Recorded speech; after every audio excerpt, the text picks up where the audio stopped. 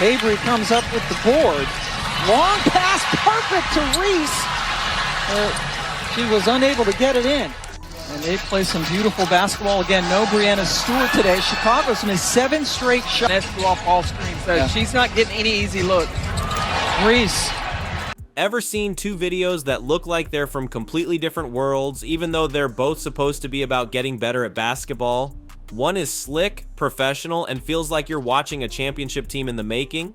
The other? Well, it leaves you scratching your head, wondering if you're seeing a serious training session or something else entirely. What do these starkly contrasting videos, both surfacing around the same time, reveal about two of the WNBA's most talked about rising stars and their very different paths? But it's like, work on your weaknesses. Work on your weaknesses and work on the important weaknesses. First, let's talk about the Angel Reese video. The moment you press play, something feels off. There she is, back in the gym, supposed to be grinding, but the footage rolls out at a pace that feels almost glacial. We see her working on her pull-up, her mid-range game, those shots from 15 to 17 feet. Now, training videos aren't always highlight reels, but this felt different. It wasn't just slow motion for emphasis, it was genuinely slow. And as you watched, a question starts to form. Is this really the intensity needed to reach the next level? It's hard to shake the feeling that something crucial is missing. More players like kind of almost in these workouts, but they're probably doing a lot of workouts with individual players. But yeah, she's going to the basket, takes a reverse layup right there. She makes a nice off-footed finish layup, nice floater right there. Stephanie White's actually showing her what to do while being denied, coming off some fakes, which is nice, doing her like patented jump shot. Oh, she shot the ball with her left hand. Then, almost as if to highlight that missing element, the Indiana Fever videos appeared. Suddenly, the contrast is blinding. Lexi Hall knocking down threes with a form so clean it's mesmerizing. Caitlin Clark effortlessly refining her deadly mid-range like it's just another day at the office. These videos aren't just workouts, they're productions. Polished, intense, laser-focused. It's no surprise one of these clips racked up millions of views in a single day. Every dribble, every shot, every movement feels deliberate, guided by their development coach. It's championship preparation being broadcast for the world to see. The difference? It's night and day. What up, Fever family? It's Coach Keith Porter. Today I got Leah Boston in the gym. We've been working on some footwork, getting up and down the floor, just working on being better today. What truly sets these videos apart isn't just the production value, it's the intent. The Fever videos scream purpose. You see drills designed to build specific skills, guided by coaches actively shaping the players. Every rep looks like it's part of a larger plan. Reese's video, in contrast, feels random. No coaches in sight, no clear structure, just a camera capturing what appear to be isolated moves. It's the difference between a meticulously crafted blueprint and a collection of snapshots. One feels like a team building a dynasty, the other, well, what is it building? Lexi Hall being back in Indiana, in the gym, working out. We saw Keith Porter in there. We saw Lexi shooting her shots. We saw Lexi with reverse layup. Let's dive deeper into the Fever's approach, starting with Lexi Hall. Watch her clips closely and you see her relentlessly working on corner threes and quick release jumpers. It's not just about making shots, it's about creating space. Space for whom? Caitlin Clark, of course. Hall's sharpshooting is a key piece of the puzzle, designed to stretch defenses and open up driving lanes for Clark's dynamic game.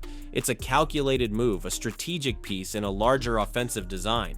But Hall isn't the only one with a defined role. You got it. Put myself in his shoes and I said, you know what? If Angel Reese was my power forward and he saw this chart that we're looking at right now, and I see that when she's close around the basket finishing on layups, she's shooting 42%. And when I see Camila Cardoso around the basket finishing on layups, bottom of the chart, folks, she's finishing at a 56% clip. Well, if I'm Tyler Marsh, I am saying to myself, okay, let's make sure that this paint is not congested. Right alongside Hall, you see Caitlin Clark honing her mid-range game with the same focused intensity. Why the mid-range? Because in the WNBA, defenses are too smart to let her waltz to the basket every time. A deadly mid-range shot forces defenders to respect her at multiple levels, further opening up opportunities for her teammates. It's not just about Clark being a scoring threat herself, it's about her scoring gravity, unlocking the entire offense. And the intentionality doesn't stop there. This is like WNBA leveling up and all eyes on her now. I think that she knows that she has to completely restructure her form, because that is not the way to be efficient in the post position that she is in. At the post position that she's in, a layup is supposed to be a given. She needs to improve her touch around the rim, like all over the place, but she seems to take these desperation shots. Look at Sophie Cunningham's drills. Elbow jumpers over and over. Seems specific, right? It is. When defenses inevitably collapse on Clark trying to double team and contain her, where will they leave someone open? The elbow. Cunningham's consistent elbow jumper isn't just a personal skill, it's a direct counter to how defenses will try to stifle the Fever's offense. Each player, each drill, each skill is interconnected, part of a deliberate, evolving system. She is, it's more than a fact, she is not good at layups. But I was looking at her stats, so I jotted some down right here, and she shoots an abysmal 39% from the field. She shot below 50% on shots less than 5 feet away, which is bad. And even worse than that is that shots from 5 to 9 feet, 13%. Most teams hide their strategies, especially in the offseason. They share generic workout clips revealing nothing. The Fever are doing the opposite. They are, in essence, showing their hand. They're displaying their game plan with a transparency that's almost unheard of. You can see how they're constructing an offensive ecosystem where Hall's threes create spacing for Clark's drives, which then open up post opportunities for Boston and kick-out passes to Cunningham's mid-range. This strategic openness is why these videos aren't just racking up views, they're spreading like wildfire across social media, sparking conversations and building anticipation. Great, she can get back to building that brick house on the hoop like she did last year. With her shot release, I don't know how she gets any shots off. Well, you heard what I said, and look, the guy's being objectively just critical when it comes to basketball. With that release, how is she getting shots off? It's real slow. It's a good question. And it's not just the players, the coaching staff is front and center. Keith Porter isn't just a trainer, he's actively involved, defending players, pushing them to game speed. His dedication is clear, traveling to Massachusetts specifically to work with Aaliyah Boston. He's not just improving individual players, he's orchestrating a collective vision, and Boston's drills themselves tell a story. Why in the world are we working on layups, or not working on layups, when you got such a problem and you're so inefficient with your inside ball game? I just don't understand it, all right? Not only that, but that release is still draggy and slow. All right?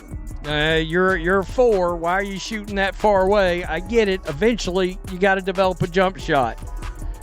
But you got to get the fundamentals down first. Watch Boston's workouts and you see her focused on left-hand finishes and floaters. These aren't random drills. They are targeted responses to how teams already defended her last season. Defenders overplayed her right hand, she's developing her left. Centers contested her in the paint, she's adding a soft touch floater. Her footwork drills are designed to create separation in the post. It's not just about getting better, it's about solving specific problems from actual game situations, proactively developing counter moves. Gonna lead the league in brick layups and single-handedly keeping their team out of the playoffs once again. Look, I'm watching for some real interesting things to happen this year. Can she cure the layup issue? That's a big one.